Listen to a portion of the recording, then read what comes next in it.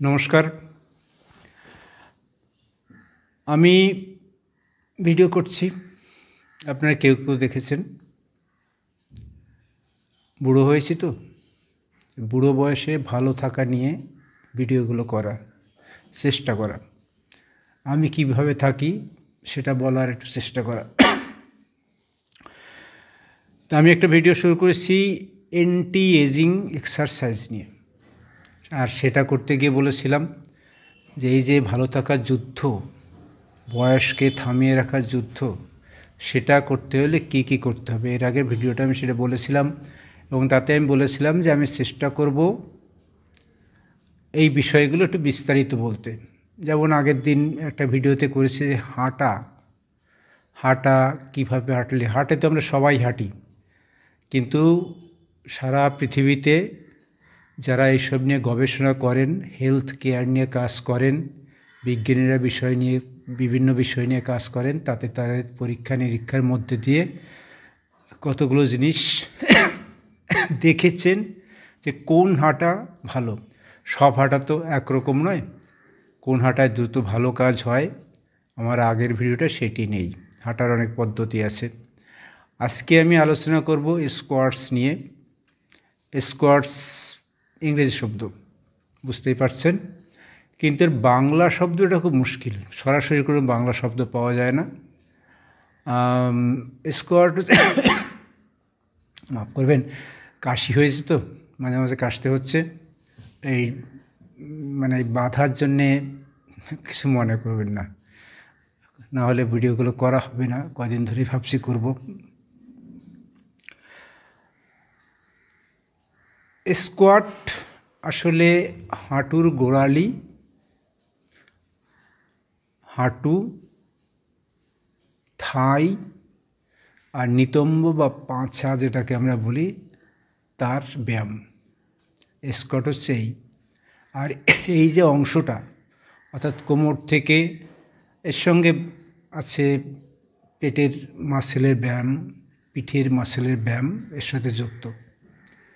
আর কোমর থেকে নিচের অংশটা আমাদের সারা শরীরকে ধরে রাখে, আর এই জন্যে এই অংশটা অত্যন্ত জরুরি শরীরের পক্ষে, আমাদের নড়াচড়ার পক্ষে, রক্ত চলাচলের পক্ষে, ভারী জিনিস বইবার পক্ষে, দ্রুততার সঙ্গে কাজ করার পক্ষে এই অংশটা অত্যন্ত জরুরি। আর সেই জন্যে এর ব্যায়ামটা করাও খুব কাজের। তাই স্কোয়াটে যথাযথভাবে করতে হলে আমাদের কি করতে হবে, আমি মূলত সেইটাই নিয়ে কথা বলি। যেমন পা ফাঁক করে দাঁড়াতে হবে। পা ফাঁকটা কেমন, আমাদের কোমরের যে লেভেল, অর্থাৎ কোমরের যে চওড়া, সেই চওড়ার সমান পরিমাণে পা ফাঁক করে দাঁড়াতে হবে। সামনের দিকে হাত নিতে হবে, এটা করতে হবে। তারপরে শ্বাস নিতে হবে। পুরো শ্বাস নিলাম, শ্বাস নেওয়ার পরে শ্বাস যখন ছাড়বো, ছাড়তে এমনভাবে ছাড়তে হবে যে নাভিটাকে আমরা চেষ্টা করব পেটটা খালি করে দিয়ে নাভিটাকে, যে পিছনে যে স্পাইন আছে তার সঙ্গে মিশিয়ে দেওয়া, এতে মাসেলের কাজ হবে এই এক্সারসাইজটায়। আর আমরা বসতে চেষ্টা করব শরীরটাকে খাড়া রেখে, শিরদাঁড়াকে খাড়া করে। কতটা, আসলে এটা খানিকটা হাঁটু ভাঙ্গা দেওয়ার মতন। ধরুন আমরা বাংলায় হাঁটু ভাঙ্গা দেওয়ার কি,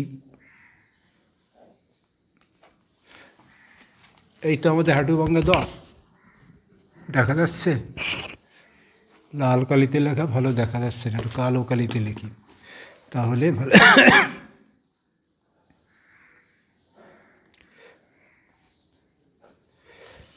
এই হচ্ছে হাঁটু ভাঙ্গা দেওয়া। এই দেওয়ার মতনই আমাদের উঠবসটা করতে হবে, কিন্তু এটা নয়। আসলে উঠবসটা হবে খানিকটা হবে এমনি,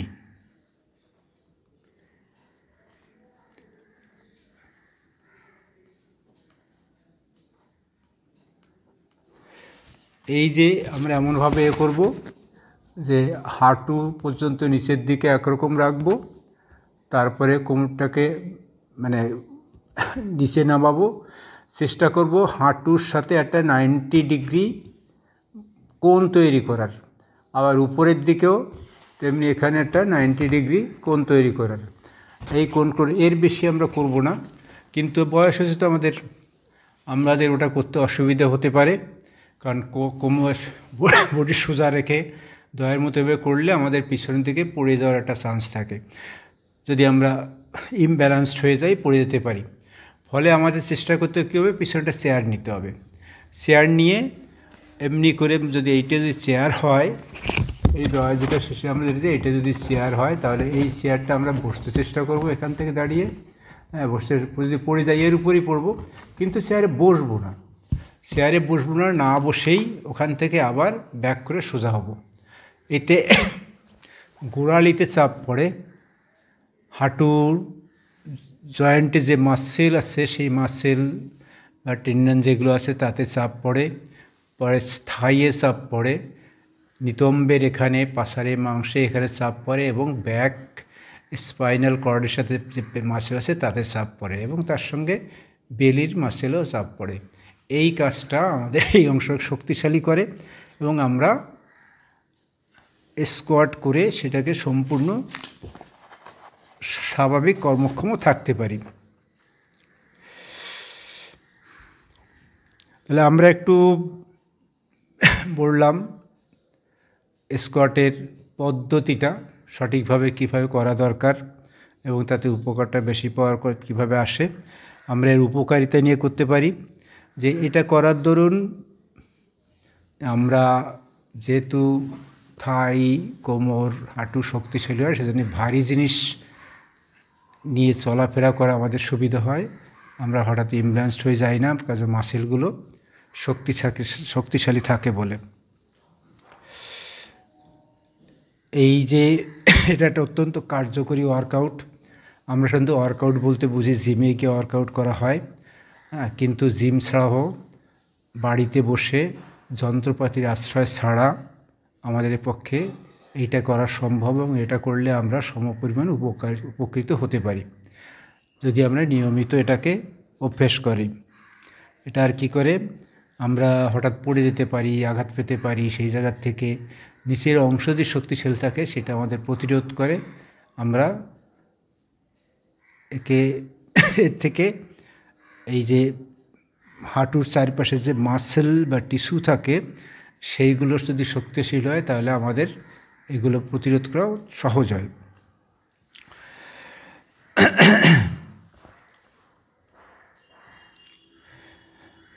বললাম যে এটা করতে কোনো সরঞ্জাম লাগে না, আর এইটা যদি আমরা নিয়মিত করি, যে আমাদের পিঠে যে ব্যথা হয়, পিঠের ব্যথা কমে, পিঠের ব্যথা কমতে সাহায্য করে, মানে পিঠের মাংসপেশি এতে শক্তিশালী হয় বেশি, হাড়কে সুস্থ এবং সবল রাখে। এটা অত্যন্ত জরুরি একটা কাজ।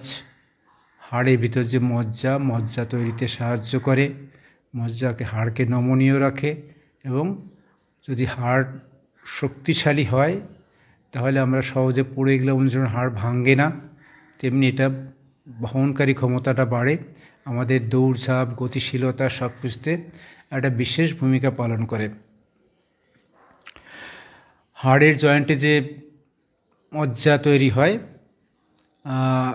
সেই তৈরিতে তো জয়েন্টটাকে তৈলাক্ত রাখে, মানে গাড়িতে যেরকম লুব্রিকেশনের কাজ করে, মোবিলিটি বাড়ায়, তেমনি এটাও যদি শক্তিশালী থাকে সব কিছু, তাহলে আমাদের হাঁটুটাও কার্যকরী হয় বেশি, কারণ হাড় পুষ্ট থাকে বলে। আর শরীরের ভারসাম্য রক্ষাতে এটাই হয়। হঠাৎ করে পড়ে যাই আমরা দুমদাম করে, বুড়ো বয়সে, সেই জায়গাকে এটা সেই ভারসাম্য রাখতে সাহায্য করে। সুতরাং আমাদের যদি সুস্থ সবল থাকতে হয়, নিজে যদি অ্যাক্টিভ রাখতে হয়, নিজে যদি কর্মক্ষম রাখতে হয়, সচল রাখতে হয়, তাহলে স্কোয়াট করা অত্যন্ত জরুরি। আমরা স্কোয়াট করব। আমরা যে ঠিকঠাক স্কোয়াট করছি সেটা কী করে বুঝবো? ওই আমাদের পিছনে একটা চেয়ার নিতে হবে, চেয়ার নিয়ে ওইভাবে আমরা যেটা আগেই বললাম যে হাঁটু ভাঙে দয়ের মতন বসতে চেষ্টা করব, কিন্তু বসবো না। যদি এটা ঠিকঠাক আমরা উঠতে পারি, বসতে পারি, তাহলে বুঝতে হবে যে না আমরা ঠিক করছি। আর কি হতে পারে, হাঁটু ব্যথা হয়। অনেকে আমাদের বয়সে প্রায় প্রত্যেকেরই হাঁটু ব্যথা হয়।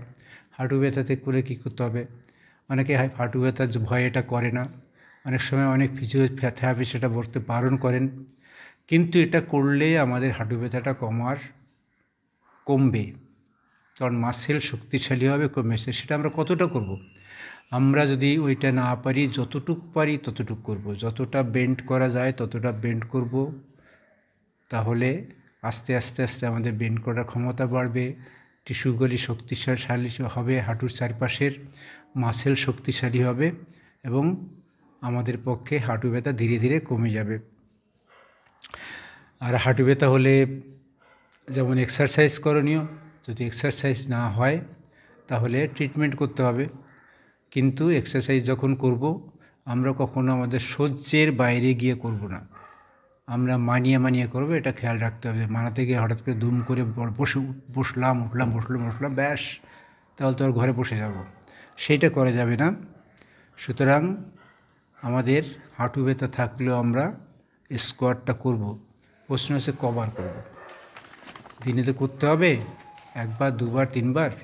আসলে আমরা যদি একটা ধরি যে একটা সেট মানে 10 বার, 5 বার, 7 বার আপনি এটা সেট করে নেবেন।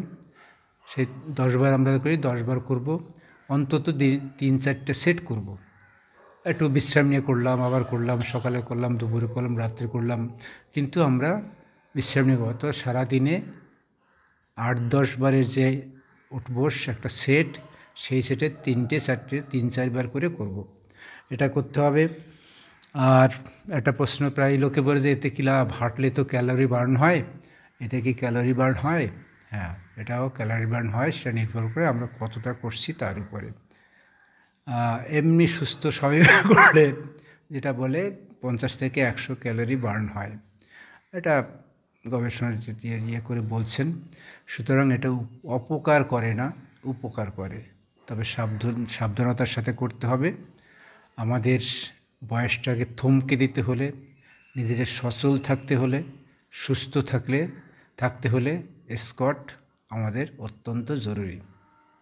ভালো থাকবেন, সুন্দর থাকবেন। এরপর দিন পরের পয়েন্ট নিয়ে আসবো।